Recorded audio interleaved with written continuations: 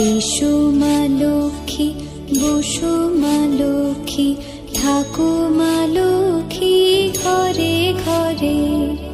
এসো মা লক্ষ্মী, বসো মা লক্ষ্মী, থাকো মা লক্ষ্মী ঘরে ঘরে।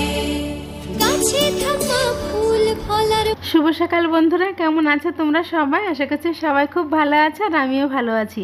আর আজকে কিন্তু কোনো ডেইলি ব্লগ হচ্ছে না, আজকে হচ্ছে বৃহস্পতিবার। তো কিভাবে আমি বাড়িতে পুজো করি তো সেটাই তোমাদের সঙ্গে একটু শেয়ার করছি।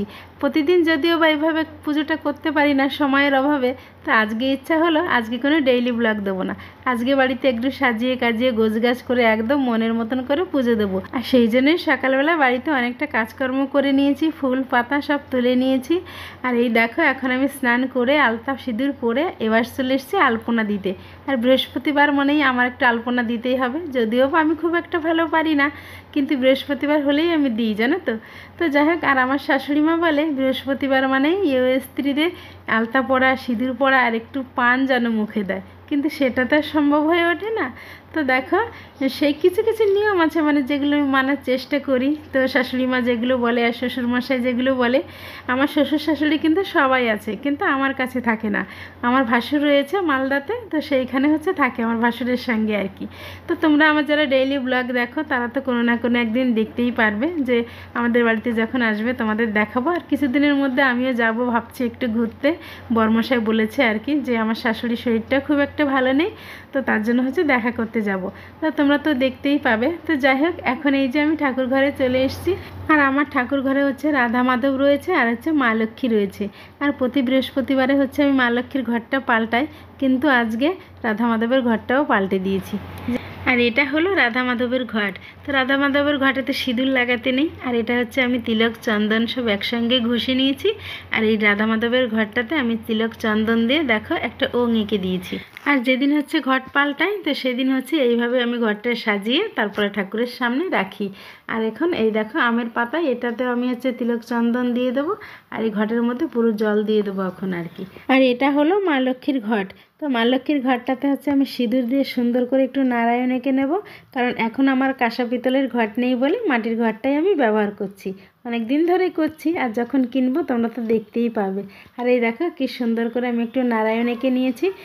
আর আমি কিন্তু নিজের মন মতনই পুজোটা করছি আর কি, একদম সিম্পল ঘরোয়া পদ্ধতিতে আমি যেভাবে করে থাকি আর কি ব্বৃহস্পতিবারটা, তো সেভাবেই তোমাদের সঙ্গে শেয়ার করছি। অত জাঁকজমক করে আমি পুজো করছি না আর কি, এমনিতে আমার পুজো করতে খুবই ভালো লাগে। তোমরা তো দেখো আমি ব্লগে, প্রতিটা ব্লগে আর কি পুজোর একটা দিন তোমাদের সঙ্গে শেয়ার করি। তো যাই হোক, আমি এই যে মা লক্ষ্মীর ঘট আর হচ্ছে রাধা মাধবের ঘটে এখন হচ্ছে জল ভরে নিলাম। আর এই যে গোটা আমের পল্লব নিয়ে এসেছিলাম, তো সেগুলোতে এখন সিঁদুর লাগিয়ে নিয়েছি। আর রাধা মাধবেরটা হচ্ছে তিলক চন্দন লাগিয়ে নিয়েছি। আর এই যে যে আমের পল্লবটা নিয়েছি, এটা কিন্তু 5টা নাহলে 7টা, অনেকে 3টেও দেয়, 3টেও দিতে পারো।